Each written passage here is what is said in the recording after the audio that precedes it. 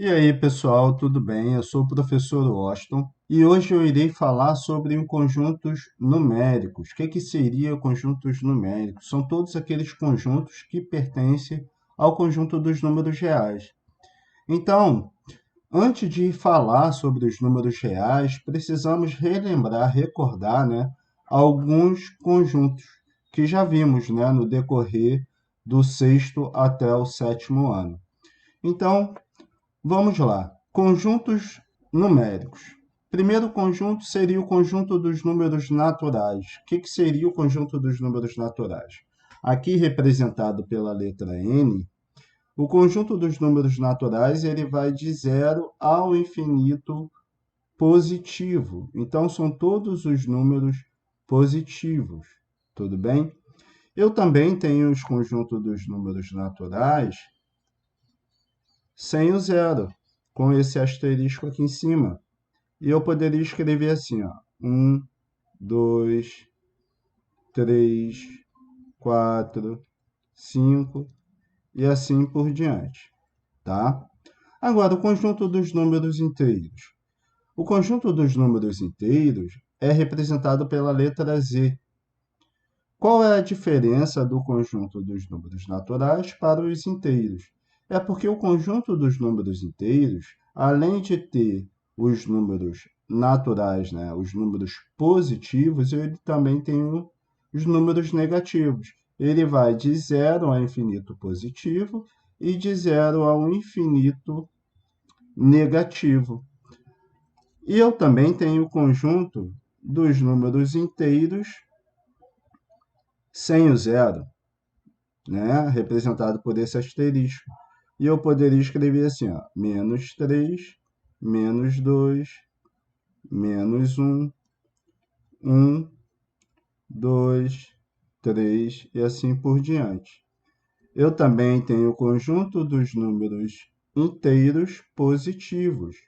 O que significa isso? Só entra os números positivos. Opa! Só os números positivos. E também tem o conjunto dos números inteiros negativos.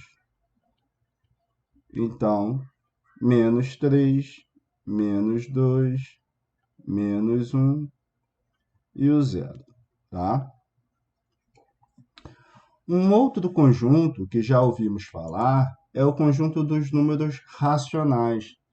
Aqueles números que é escrito na forma de fração e decimais periódicos.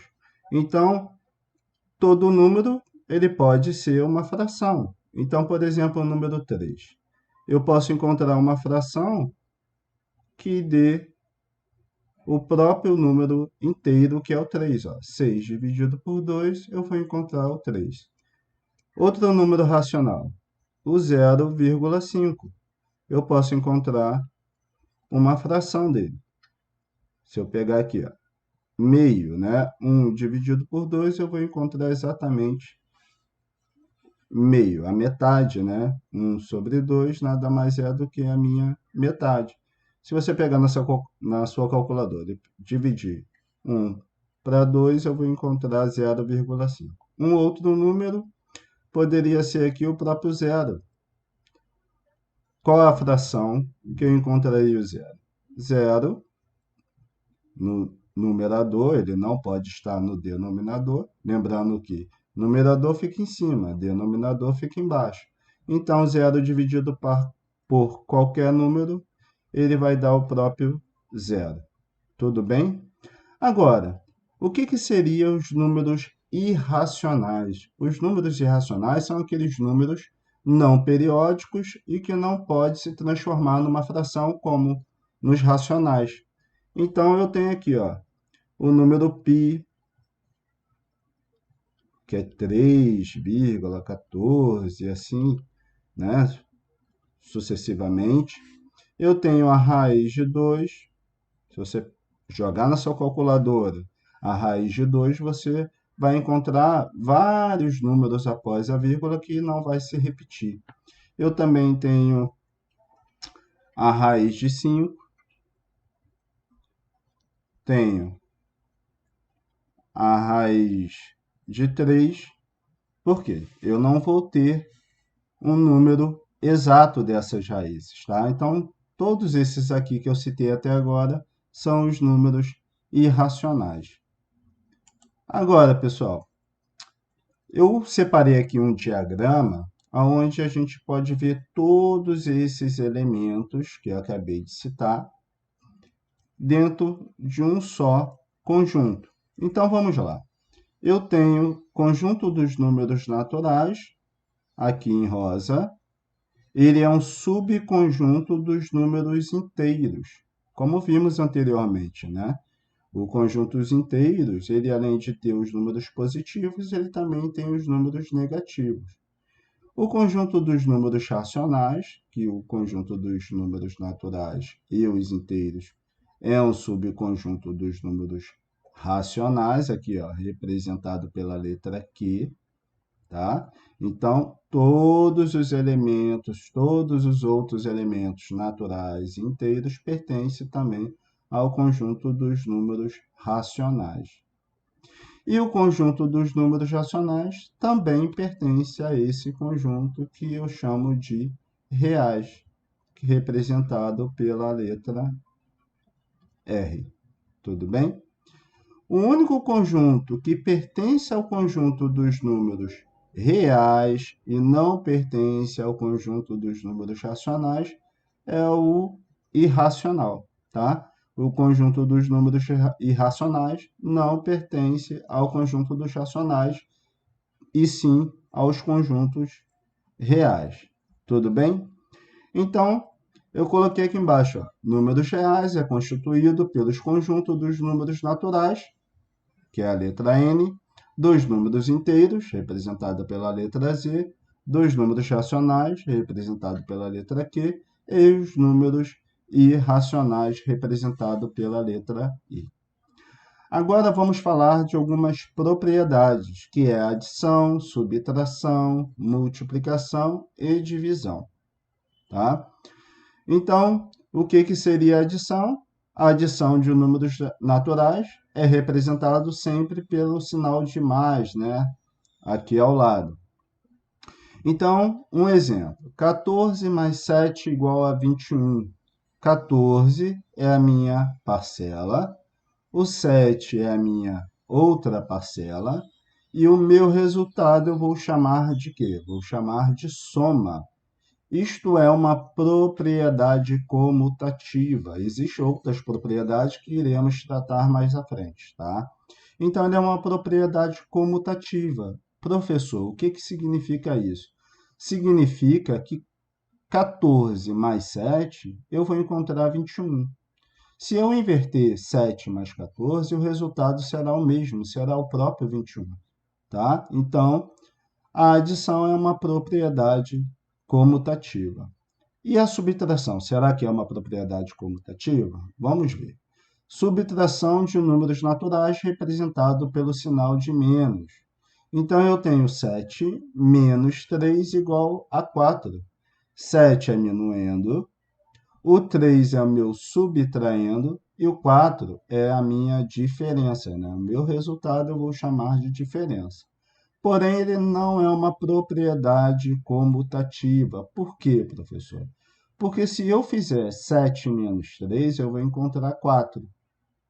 Agora, se eu inverter aqui, ó, 3 menos 7, ele não vai ser igual a 4, ele vai ser igual a menos 4. Vamos pensar o seguinte, ganhei R$3, mas devo 7, eu vou continuar devendo 4. Então, o resultado é diferente. Se o resultado é diferente, a minha propriedade ela não é comutativa.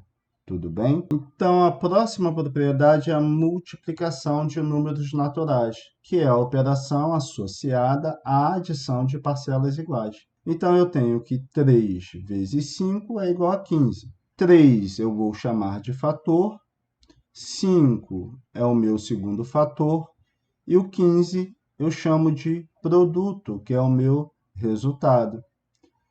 É uma propriedade comutativa? Sim, por quê? Se eu fizer 3 vezes 5, eu vou encontrar 15. E invertendo 5 vezes 3, o resultado será o mesmo, será o próprio 15. Agora, distributiva, quando envolve adição e subtração. Eu tenho aqui um número que está multiplicado por dois números que estão dentro do meu parênteses. Então, esse 3 que está do lado de fora, ele vai multiplicar cada elemento dentro desse parênteses, certo? Então, aqui, ó, eu tenho aqui 3 que multiplica 4 e tenho 3 que multiplica 7. O que eu tenho que me atentar aqui? É esse sinalzinho aqui, ó, de mais, tá? Então, vamos lá, ó. 3 vezes 4 mais 3 vezes 7. Isso vai ser igual a 12 mais 21, que o meu resultado será 33. Tudo bem? Agora, numa subtração, eu tenho aqui 5 que multiplica 9 menos 4.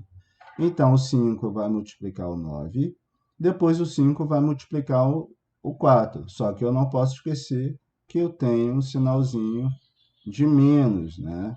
Aqui no meu parênteses. Então, ó, 5 vezes 9, 45, menos 5 vezes 4, que é 20. E 45 menos 20 é igual a 25. Tudo bem? E, por último, divisão. O que seria divisão, professor? Divisão é a operação inversa da multiplicação. E é representado por esses símbolos que eu coloquei aqui. Todos esses símbolos é a forma de representar uma divisão. Então, eu tenho que 18 dividido por 6 é igual a 3. Então, eu tenho que 18 é meu dividendo, o 6 é o meu divisor e o 3 é o meu quociente, que é o meu resultado. A divisão de dois números naturais ela não é comutativa. Por que não é comutativa? Porque 18 dividido por 6, eu vou encontrar 3.